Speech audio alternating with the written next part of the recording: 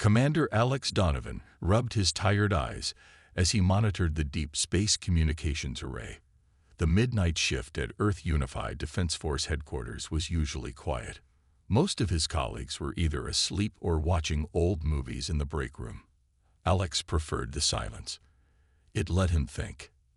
The soft beep of an incoming transmission broke his concentration. Strange. They weren't expecting any scheduled communications from the outer colonies tonight.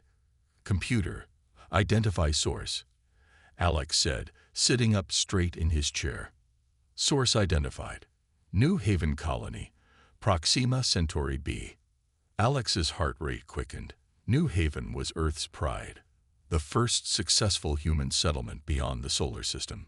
Established 30 years ago, it had grown from a small research outpost into a thriving community of 15,000 people.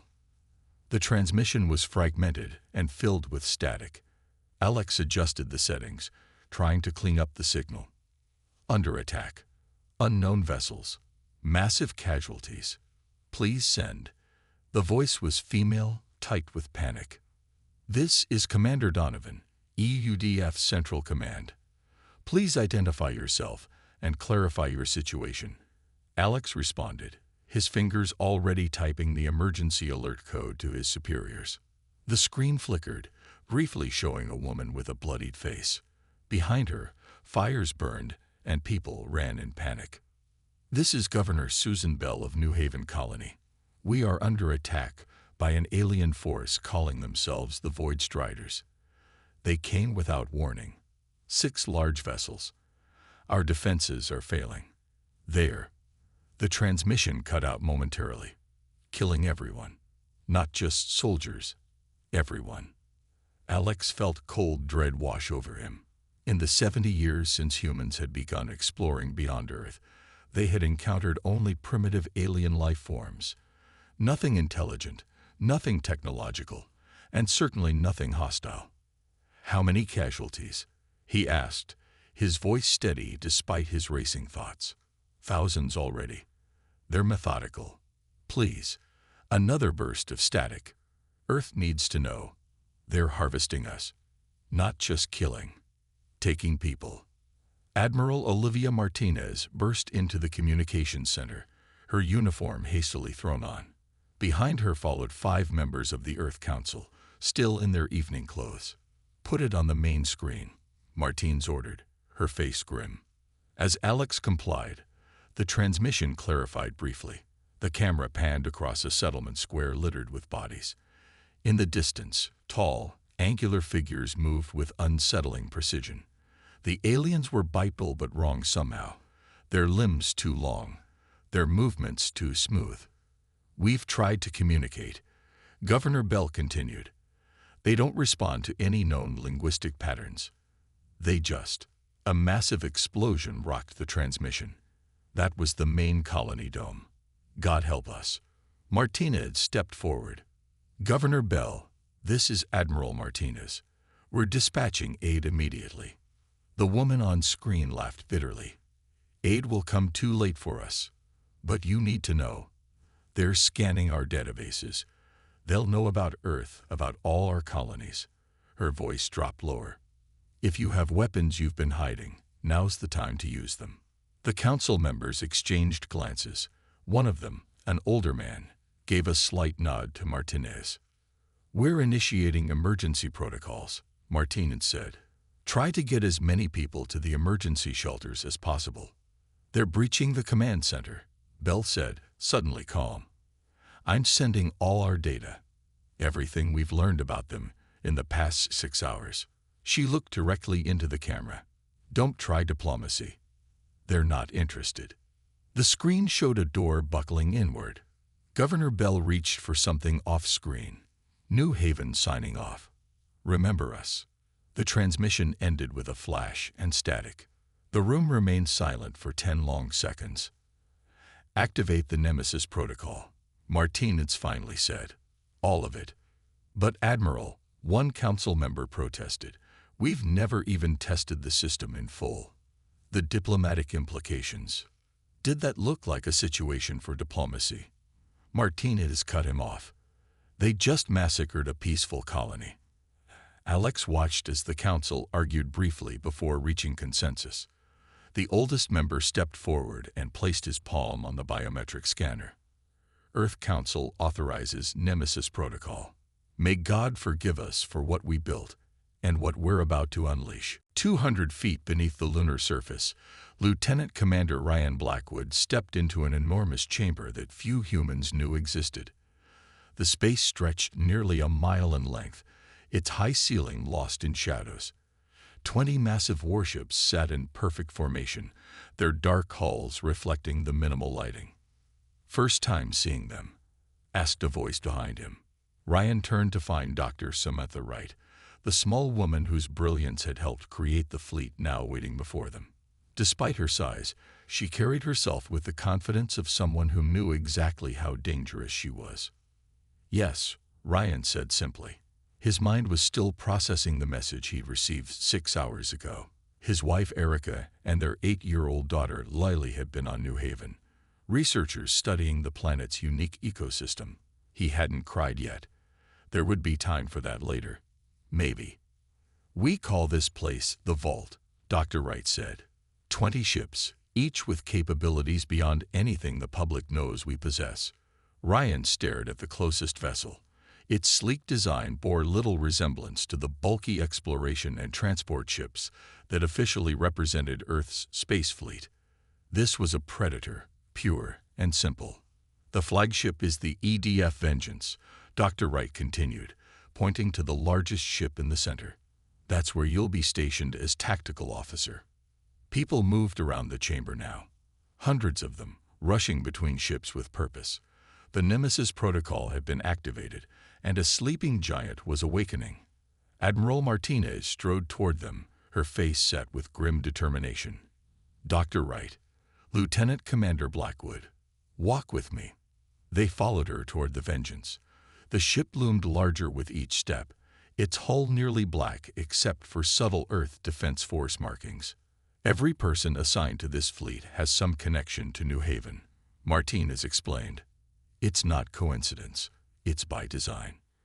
"You expected this?" Ryan asked, anger briefly flashing through his grief. "We'd hoped it would never happen," Martinez corrected, "but we planned for it anyway.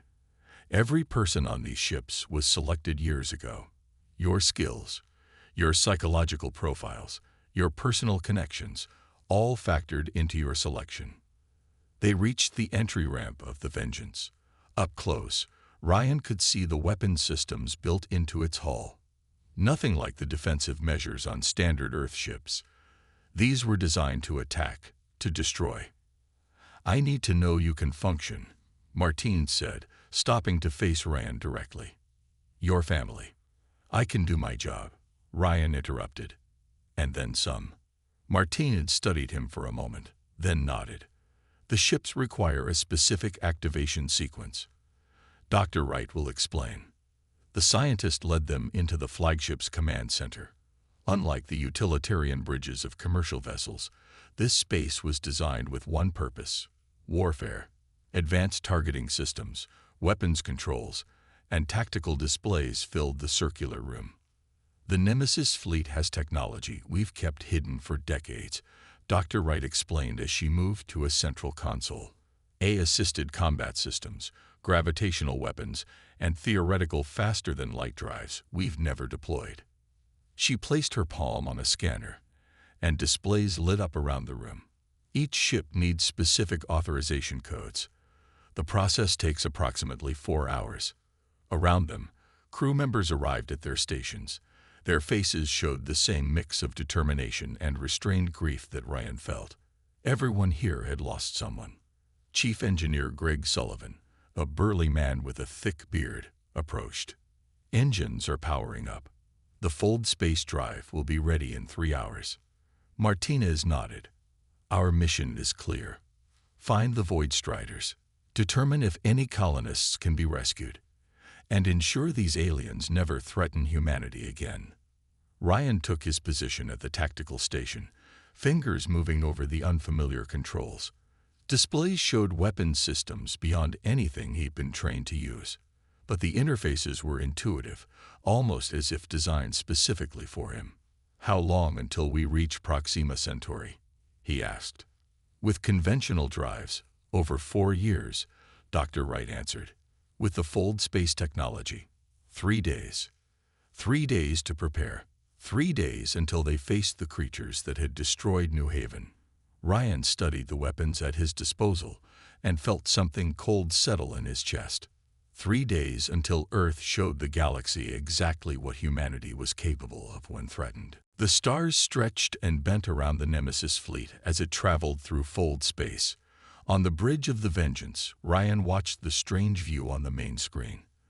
The normal blackness of space had been replaced by swirling colors that hurt the eyes if you looked too long. "How are you holding up?" asked Lieutenant Kate Harrison, sliding into the seat beside him. Her red hair was pulled back in a tight bun, and dark circles under her eyes suggested she hadn't slept much.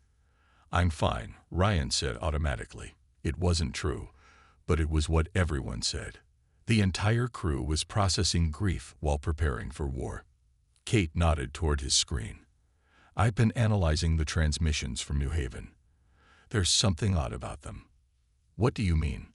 "I found fragments of earlier messages, before the attack." Kate pulled up the data on Ryan's display. "They mention unusual signals from other systems with human colonies." Ryan felt his heart beat faster. "You think New Haven wasn't the first?" "I think we need to check." Kate lowered her voice. "I've already told Admiral Martinez. She's authorized me to scan all frequencies once we exit fold space." The ship's intercom crackled. "All senior officers to the briefing room," came Dr. Wright's voice. 5 minutes later, Ryan sat at a large table with 11 other officers. Holographic displays showed the Proxima Centauri system. "Our latest simulations suggest the Void Striders will still be in the system," Dr. Wright explained. "Based on Governor Bell's final data package, they appear to be methodical. They don't leave until they've finished their work." No one needed her to explain what that meant. Chief Engineer Gregg spoke up. "I've been studying their ships based on the New Haven footage. Their hull design suggests vulnerability to concentrated energy weapons. I've modified our targeting systems accordingly," Ryan added. "First simulations show we could penetrate their defenses with focused fire from 3 or more ships." Admiral Martinez nodded. "Good. We exit fold space in 20 hours. I want all weapons hot and all crews at battle stations the moment we arrive." The meeting continued, with each officer reporting their preparations. Ryan noticed the science officer, Dr. Alan Parker, seemed distracted. "Something to add, Dr. Parker?" Martins asked, noticing too. "Yes, Admiral. I've been analyzing the biological data from New Haven." Parker pulled up new images on the display. "The Void Striders aren't just killing colonists. They appear to be harvesting something from them." Silence fell over the room as Parker displayed microscopic images. "These show human neural tissue with specific areas extracted. It's precise work." "They're taking parts of their brains?" Kate asked, her voice tight. "Specific parts," Parker confirmed. "Areas rich in particular neurotransmitters. I believe they're after something in human biochemistry." Ryan thought of Erica and Lily. Were they already dead, or were they being kept alive for these harvests? "This changes things," Martinez said after a long pause. "If they're taking captives, there may be survivors." Hope flickered briefly in Ryan's chest, quickly followed by an even worse fear than before. What if his family was alive, but being slowly taken apart by alien scientists? The rest of the journey passed in a blur of preparation. Weapons drills, tactical simulations, and endless review of the limited intelligence they had on the Void Striders.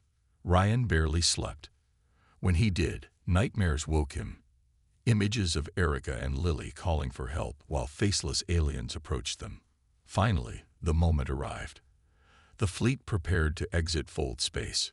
"All hands to battle stations," Martins ordered, her voice calm and steady throughout the ship. "Weapons systems online. Shields at maximum." Ryan took his position at tactical, fingers hovering over controls that could unleash more firepower than humanity had ever deployed in space. Exiting fold space in 3, 2, 1. The swirling colors on the view screen suddenly vanished, replaced by the familiar sight of normal space. Proxima Centauri burned in the distance, its light reflecting off the planets orbiting it.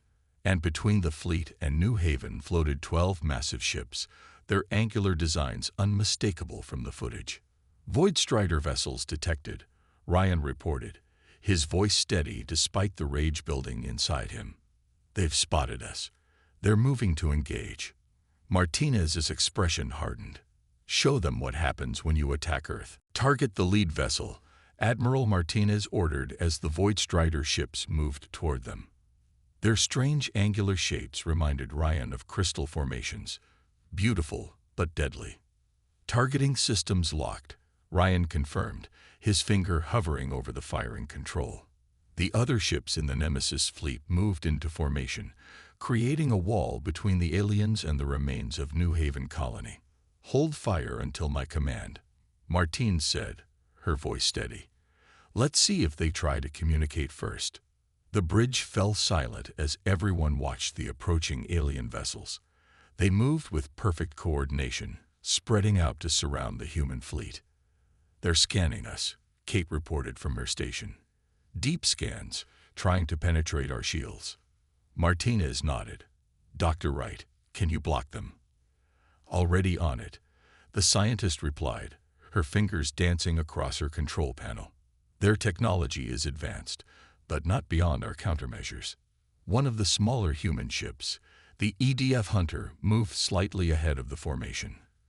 Commander Nicole Weber's voice came through the comm system. Admiral, request permission to launch a stealth probe. We need better intel on their capabilities. Granted, Martins replied, but maintain your position in the formation. Ryan watched as a tiny dot separated from the Hunter, its stealth systems making it nearly invisible even to their own sensors. If it could get close enough to the Void Strider ships, they might learn valuable information about the enemy. Suddenly, the alien vessels stopped their advance. They're charging weapons, Ryan warned, reading the energy spikes on his display. All ships, defensive positions, Martinez ordered. Prepare to return fire. The lead Void Strider ship fired first, a beam of pulsing purple energy that struck the shields of the outer human vessel. Shields holding at 80%, reported the officer on that ship. Martinez nodded once. Fire at will. Ryan pressed the control, and the Vengeance's main weapons discharged for the first time. Brilliant white energy beams connected with the lead Void Strider vessel. Its shields flared but held. Around them, the rest of the Nemesis fleet opened fire. The darkness of space lit up with energy weapons, missiles, and defensive countermeasures from both sides. Coordinate fire on the lead vessel, Ryan called out to the other tactical officers. 3 ships targeting one point can penetrate their shields. The EDF Valiant and EDF Dauntless joined the Vengeance in focusing their fire on a single point of the main Void Strider ship. After 10 seconds of sustained attack, the aliens' shields failed. The combined beams cut through the ship's hull, causing a cascade of explosions along its surface. First blood to us, Martins said grimly as the damaged Void Strider vessel drifted sideways, leaking atmosphere and debris. But the aliens responded quickly. Their remaining ships concentrated fire on the Valiant, hammering its shields with multiple weapon types. Valiant's shields failing, Kate reported. They can't take much more. Before Martinez could order assistance, 3 more Void Strider ships appeared from behind the planet. They had reinforcements waiting, Ryan said, adjusting the tactical display. They're surrounding us. Martinez's expression remained calm despite the deteriorating situation.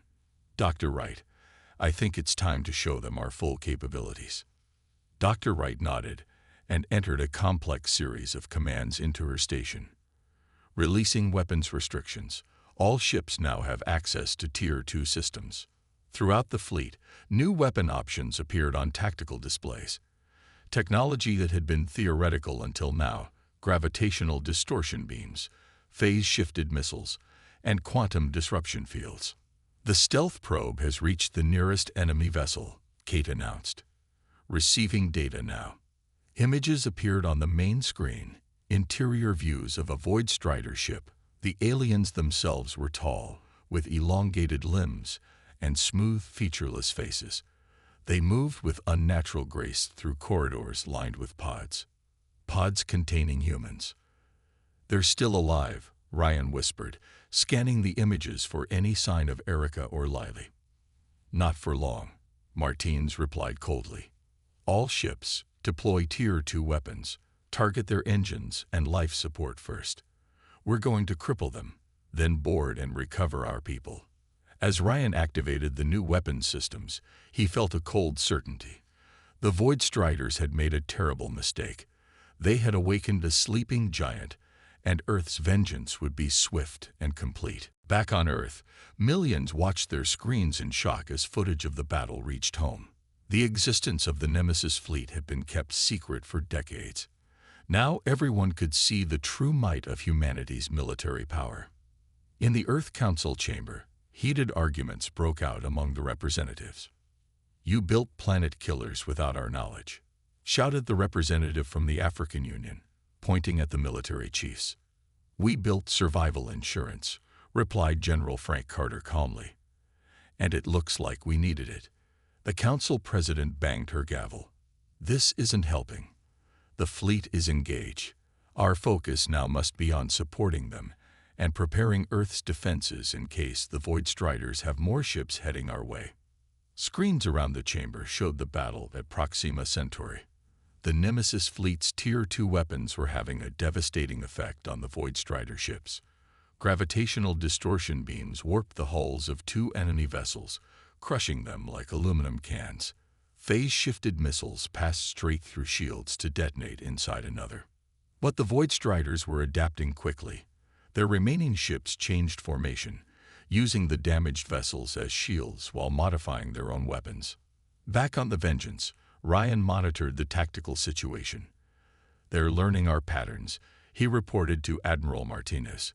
"Effectiveness of our attacks is dropping by 20% each exchange." Martinez nodded. "They're intelligent. Adapt our approach, random targeting sequences." Kate looked up from her station. "Admiral, I'm picking up transmissions between their ships. Dr. Wright is attempting to decode them." "Some success," Dr. Wright announced after a minute. "They're not using language as we understand it. More like data packets with emotional content embedded. But the message is clear. They're surprised by our resistance." "They thought we'd be easy prey," Martins said with a grim smile. "Let's prove them wrong. Captain Morris, is your team ready?" Captain Daniel Morris appeared on the screen from his position on the EDF Seeker. "Boarding parties equipped and standing by." "Admiral, as soon as you disable a ship, we'll go in and extract any human survivors." Ryan couldn't help but ask, "What about the Void Striders, the ones we capture?" A heavy silence fell over the bridge. Everyone knew what the aliens had done to New Haven. "We'll take prisoners for study," Martinez finally said. "We need to understand them to defeat them. But make no mistake, any who resist will be eliminated." The battle continued for hours. The human fleet gradually gained the upper hand, disabling 3 Void Strider vessels, while losing only one of their own ships, the Valiant, whose crew managed to evacuate before it exploded. Captain Morris's boarding teams entered the first disabled alien ship, moving through its strange corridors with weapons ready. Their helmet cameras sent back footage to the Vengeance. "The architecture is bizarre," commented one soldier as they passed through a chamber where gravity seemed to pull in different directions, like they don't think in straight lines. "Focus on the mission," Morris reminded them. "Life signs detector shows humans 2 levels down." Ryan watched intently as the team made its way deeper into the alien vessel. Each pod they passed contained a human in some kind of stasis, with tubes and wires connected to their heads. "They're alive but unconscious," reported the team's medic after scanning several pods. "These machines seem to be extracting something from their brains." "Can we remove them safely?" Morris asked. "Yes, but we'll need to do it carefully. The wrong move could cause brain damage." While the boarding team worked to free the captives, Dr. Wright made a breakthrough with the alien communications. "I've isolated the basic pattern," she announced. "They refer to humans as vessels or containers, not as living beings at all. And they keep mentioning something called the essence that they're extracting." Ryan clenched his fists. "They're treating us like crops." "Every species prioritizes its own survival," Dr. Wright said. "But yes, they clearly don't recognize our sentience as equal to their own." As the first rescued humans were transported back to the fleet, Ryan scanned each face desperately, looking for Erica or Lily. He didn't find them among this group, but hope remained. There were still 2 more alien ships to search, and more pods to open. The battle for Proxima Centauri was turning in humanity's favor, but the war was just beginning. The medical bay of the Vengeance was filled with rescued colonists. Doctors and nurses moved quickly between beds, checking vital signs and treating injuries. Many of the freed prisoners were still unconscious, their bodies weak from their time in the alien pods. Ryan walked between the rows of beds, studying each face. He had been searching for hours without success. No sign of Erica or Lily. "Commander Blackwood," a soft voice called. He turned to see Dr. Alan Parker waving him over to a quiet corner of the medical bay. "We caught one," Parker said simply. Ryan followed the scientist through a secured door into a separate chamber. Inside, behind a transparent barrier, sat a void strider. Up close, the alien was even stranger than in the images. Nearly 7 feet tall with limbs that bent at odd angles. Its skin was pale blue and seemed to shimmer slightly under the lights. Where a human would have a face, it had only a smooth surface with 3 small indentations. "How does it see?" "Speak?" Ryan asked.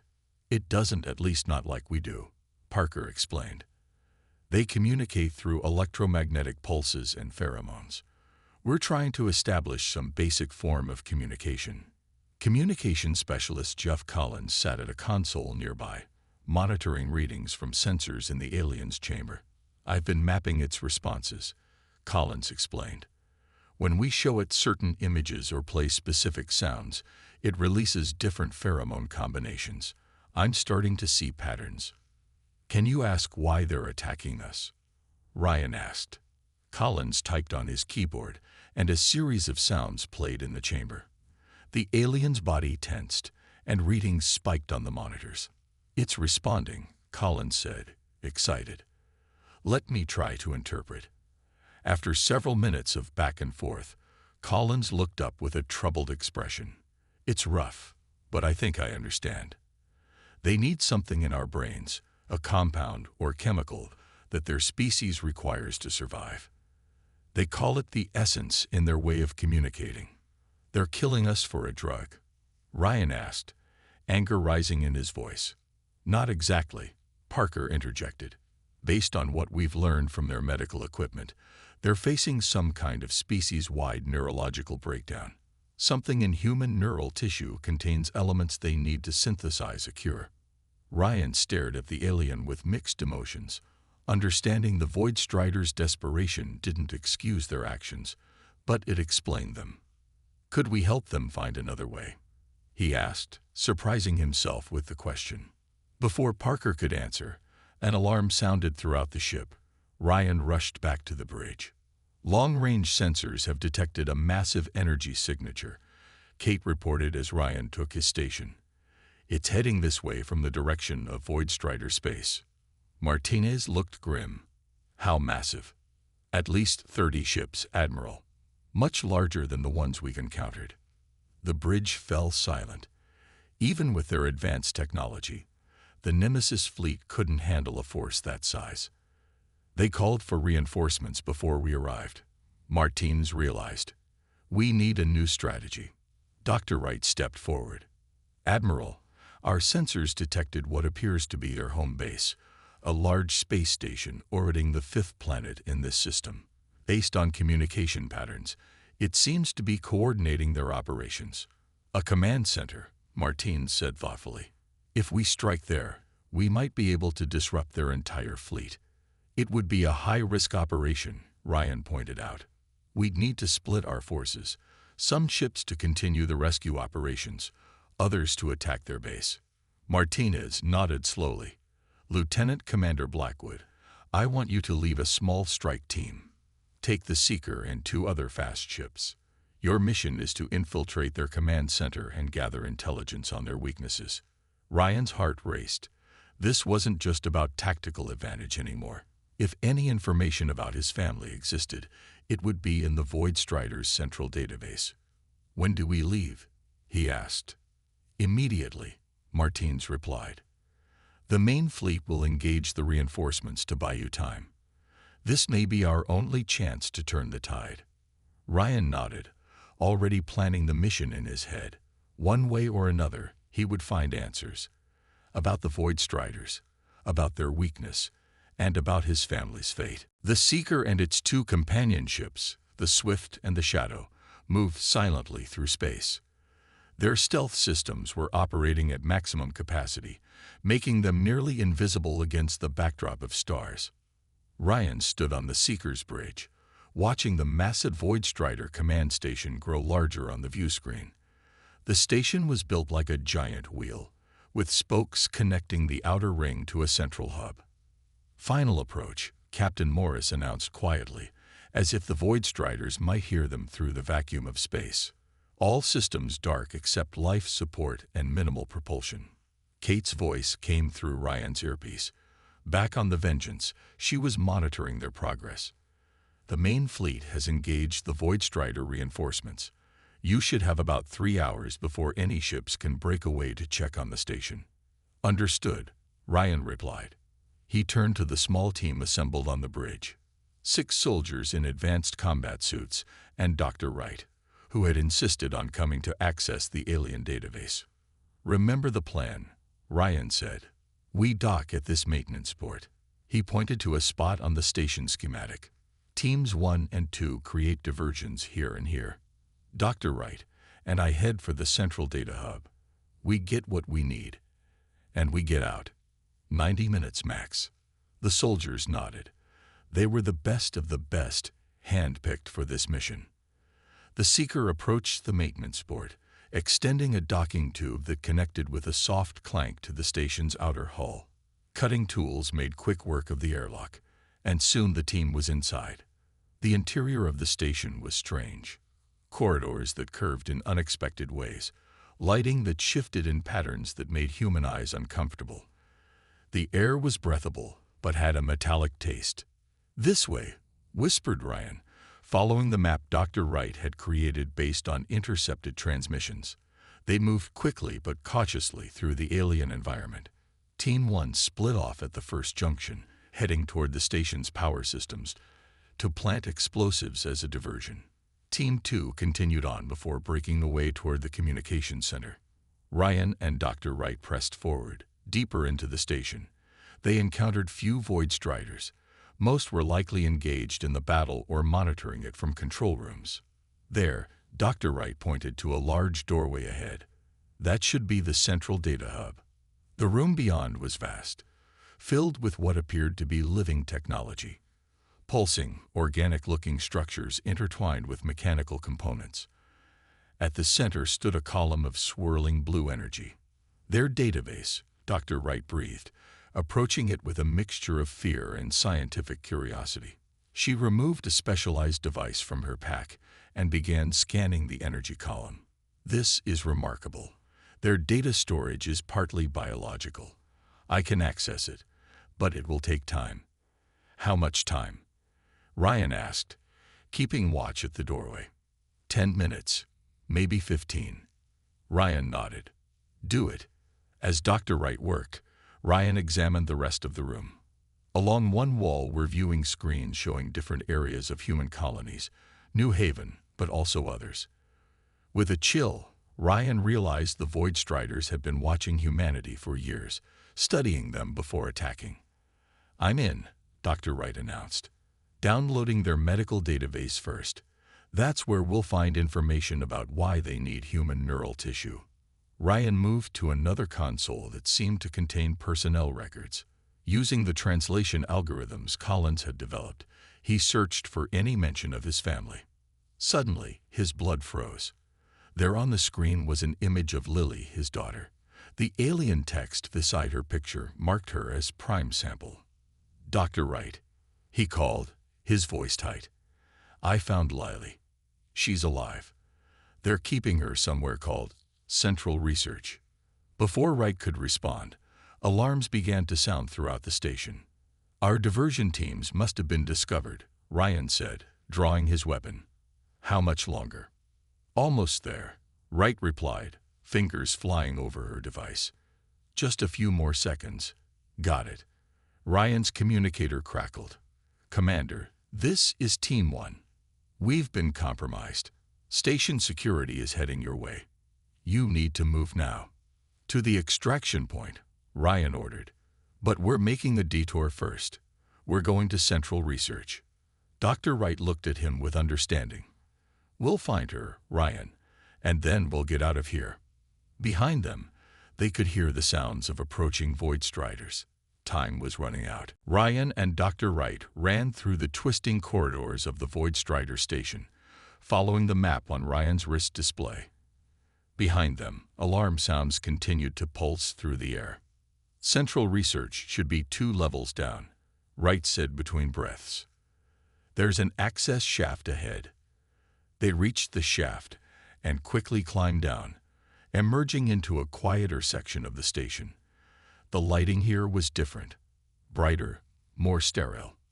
"This way," Ryan whispered, leading them down a wide hallway lined with transparent chambers. Each contained different Earth specimens, plants, animals, and, to Ryan's horror, humans. Most were adults in some state of medical examination. Then, at the end of the hall, he saw her. Lily floated in a blue-tinged liquid, eyes closed, looking peaceful despite the tubes connected to her small body. Next to her chamber stood another containing Erica, his wife. "They're both here," Ryan choked out, rushing forward. "Help me get them out." Dr. Wright examined the control panel beside the chambers. "These are different from the pods we saw before. More sophisticated." She worked quickly, using her knowledge of Void Strider systems to deactivate the stasis fields. The liquid drained from Lily's chamber first. Ryan caught her as the front panel slid open, cradling her wet, cold body. "She's breathing," he said, relief flooding through him. Lily's eyes fluttered open, confusion giving way to recognition. "Daddy," she whispered. "I'm here, baby. I've got you." Ryan held her tight as Dr. Wright freed Erica. His wife took longer to regain consciousness. When she finally opened her eyes, they were filled with fear that slowly faded as she recognized him. "Ryan, how? Where are we?" she asked, her voice hoarse. "On an alien station. We're getting you out of here." He helped her stand, supporting her weight. "Can you walk?" Erica nodded weakly. "I think so. They've been studying us. Lily especially. Something about her brain chemistry being different." "Commander, we need to move," Dr. Wright urged, checking her wrist display. "Team 1 reports the explosives are set. We have 12 minutes to reach the extraction point." Ryan lifted Lily into his arms. "Lead the way." They moved as quickly as Erica's condition allowed. Twice they had to hide as Void Strider patrols passed. Ryan's heart pounded as the minutes ticked by. "Admiral Martinez, this is Blackwood," he whispered into his communicator. "We've recovered 2 survivors and have the data. Heading to extraction now." "Copy that," came Martinez's voice, strained over the sound of battle. "The fleet is taking heavy damage. We can't hold them off much longer. Get out of there." They reached the maintenance port where the Seeker waited, finding Teams 1 and 2 already there, minus 2 soldiers who hadn't made it. "Everyone aboard," Captain Morris ordered as they rushed through the airlock, preparing for emergency departure. Once inside, medical staff took Erica and Lily to the ship's small medical bay. Ryan wanted to stay with them, but knew his place was on the bridge. 5 minutes until the charges detonate, reported Team 1's leader as the Seeker detached from the station. The small ship accelerated away, joined by the Swift. The Shadow hadn't returned and wasn't responding to hails. On the main view screen, they could see the massive battle raging between the Nemesis fleet and the Void Strider reinforcements. Despite Earth's advanced weapons, they were outnumbered and taking heavy damage. "Dr. Wright, tell me you found something we can use," Ryan said, turning to the scientist who was already analyzing the stolen data. "I did," she replied, looking up with hope in her eyes. "They're dying. Their entire species. A neurological condition is causing their brains to deteriorate. But the compound they need from us, we can synthesize it." "You mean we can give them what they want without harvesting humans?" "Exactly. And I found something else. Evidence of a faction among the Void Striders that opposed attacking us. They wanted to seek diplomatic contact but were overruled." Behind them, the command station exploded as the charges detonated. The blast rippled through the structure, crippling but not destroying it. Ryan made a decision. Open a channel to all ships. Ours and theirs. Captain Morris looked surprised but complied. "This is Lieutenant Commander Ryan Blackwood of Earth," he began, his voice steady and clear.